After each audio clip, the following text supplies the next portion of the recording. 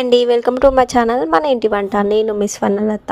Summer వచ్చిందంటే చాలు ఎక్కడ చూసినా మామిడికాయలే కనిపిస్తూ ఉంటాయి. ఈ మామిడికాయలు తీసుకొచ్చి పికిల్స్ కానీ జ్యూసెస్ కానీ చేసుకోవడం స్టార్ట్ చేస్తారు కదా.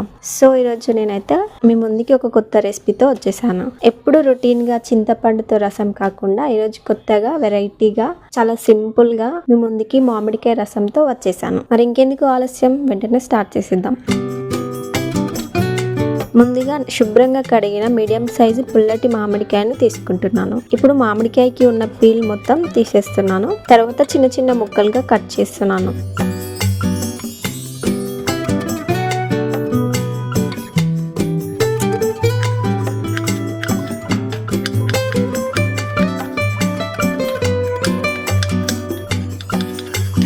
కట్ చేసుకున్న మామిడికాయ ముక్కలను ఒక గిన్నెలోకి తీసుకొని స్టవ్ పెట్టి అందులో 3 కప్పుల వరకు వాటర్ తీసుకుంటున్నాను. అందులో ఒక 1/2 టేబుల్ స్పూన్ సాల్ట్ వేసి మూత పెట్టుకుందాం. మామిడికాయ ముక్కలు మెత్తగా ఉడకబెట్టుకుందాం.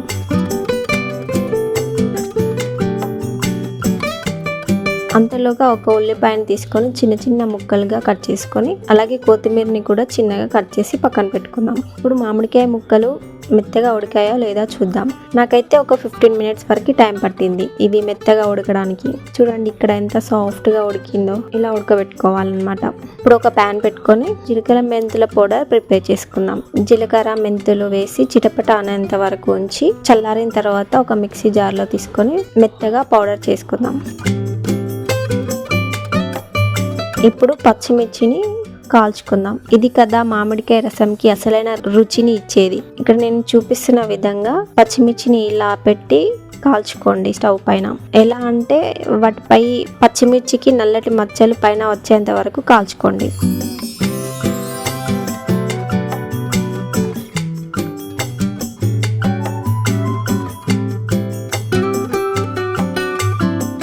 కాల్చిన తర్వాత రోట్లో కాల్చిన మిర్చిని అలాగే రుచికి సరిపడా కల్లుప్పుని అలాగే 4 చిన్నగా కట్ చేసి పెట్టుకున్న వెల్లుల్లిపాయలు వేసి కచ్చాపచ్చ దంచి పక్కన పెట్టుకుందాం.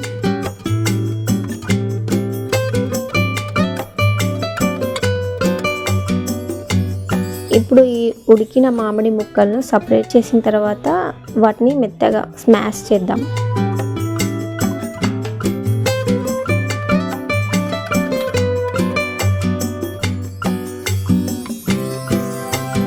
అందులో నుంచి సపరేట్ చేసిన వాటర్ యాడ్ చేసి దంచి పెట్టుకున్న పచ్చిమిర్చి పేస్ట్ ని కలుపుకుందాం. అందులో చిన్నగా తరిగిన ఉల్లిపాయ ముక్కల్ని అలాగే కొత్తిమీర వేసి ఉంచుదాం. ఇప్పుడు పోపు కోసం స్టవ్ ఆన్ చేసి ప్యాన్ పెట్టి సరిపడా ఆయిల్, చిన్నగా తరిగిన ఎల్లిపాయలు, జీలకర్ర, ఆవాలు, ఒక ఎండుమిర్చి, కరివేపాకు వేసి కలిపి లాస్ట్ లో పసుపు వేసి మంచిగా కలిపి పోపు చేయాలి.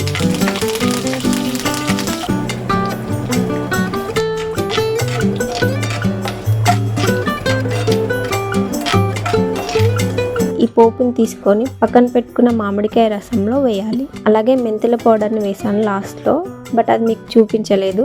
నేనైతే వేసాను, దానివల్ల టేస్ట్ బాగుంటుంది. అంతే, ఒక గిన్నెలోకి సర్వ్ చేసుకుందాము.